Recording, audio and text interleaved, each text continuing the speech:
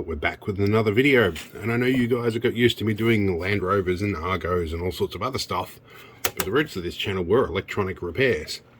You know, I used to do house calls, and I don't anymore, except for some very loyal and very accommodating customers, and this is one of them.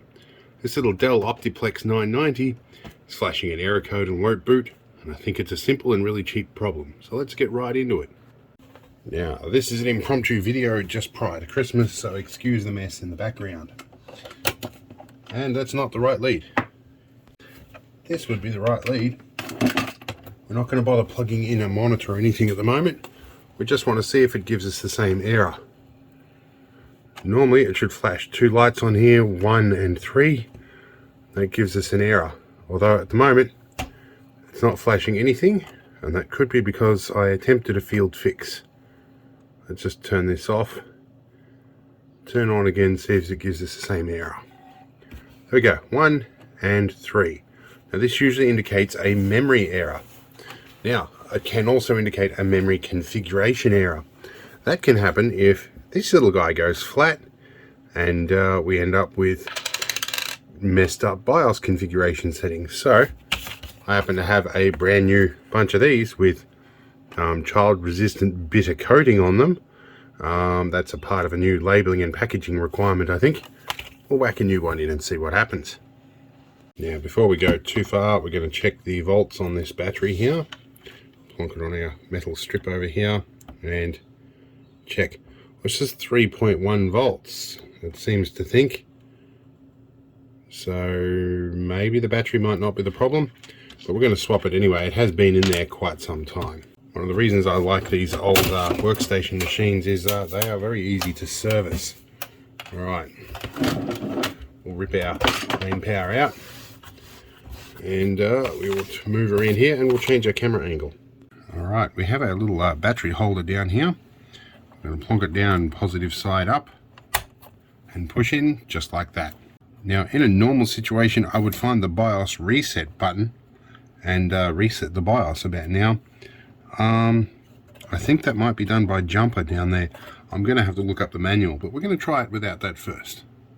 Right, let's plug some power in. Speaking of Land Rovers, there's a Land Rover ignition switch here that keeps getting in the way. Let's try this. I wonder. I think it's having the same issue again. Alright, we've got the same problem, so that wasn't the issue. Maybe it is the RAM. Let me find a spare one with some spare RAM. Now, getting to the RAM here is a little bit trickier. We need to undo power and also IDE for the ROM drive. Lift this tab, slide back and hinge up. There's our ROM drive off. Next there's a little finger hold here with a little blue clip. We need to push away from the front panel. This whole assembly can lift up, and with a little bit of maneuvering, swing out of the way. And this is where we find our RAM sticks. Hopefully I've got the right sort of RAM sticks. These are 4 gig a piece, 4 gigabytes to be clear. What are they? These are PC3 10600Us. What have I got here? 1333 DDR3s. They might not fit, but these are 1 gigabyte sticks. We will see if these work. What's that? That's the GU ones. We'll do the matched pair there. The first and second slot. We will see. At least we'll tell if the RAM's a problem. Alright, we're plugged in again. We have the same error. I'm wondering if it's not power supply or something else. I have to keep looking. I'm going to unplug anything unnecessary and start there. Alright, it's Australian summer here, so I've had to turn the air conditioner on. Bear with me. I've removed the mouse receiver. I've removed the hard drive, the ROM, anything else I can that might possibly consume power. Let's turn this on at the socket. We have our same issue. I wonder what's going on here. Okay, so I decided the time and effort were not worth it to repair this. There's something fundamentally wrong with it. I'm going to give up on that. I found an old Acer Veriton in the collection that might also do what they need.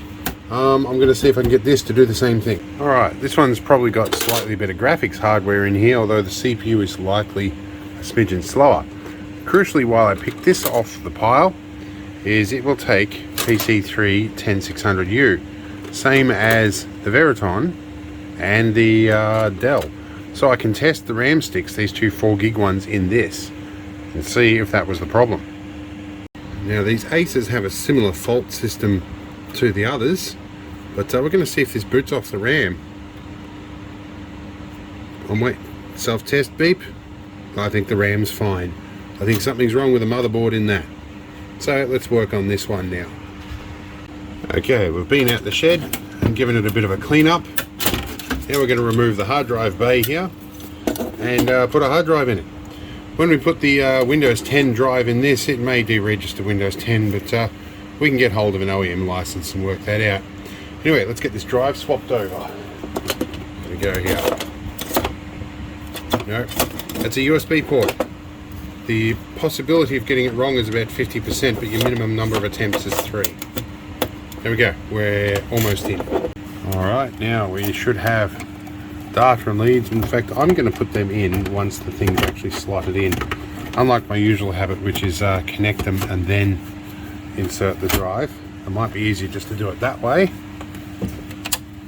Well, that's what she said anyway. Alright, now we need a gender bender in here to go onto the DVI in the back. Okay, and we'll switch over to our VGA output. Yeah, we remembered not to forget the mouse receiver, and I will swap the BIOS batteries over. Now we'll swap the batteries over. We're going to just check this one for power. This one's at 2.9 volts, 2.8 volts. So it probably didn't strictly need to be replaced, but we're doing it anyway, just because I don't want to do it again. Alright, and this one is booting just fine, so we'll let it go for a minute. Alright, so I was wrong. This thing has Windows 7 on it, but we can see all 8 gig of RAM is registering, so the RAM was fine. This one's got a quad core, probably hyper-threading capable as well. I'll check in the BIOS. But I'm going to clean this one up a little bit and give it a new lease on life, and we will sort out the Windows 7 stuff a little bit later on. Anyway, let's carry on. This will be the end of this video. I'm starting to delve into private information now, so we got this one done right before Christmas for them, which was the primary thing. They needed it done quick, and this one is a slight step up on the old one. So see you in the next video. Sorry I couldn't fix the Optiplex, but that's the way things go sometimes. See you later.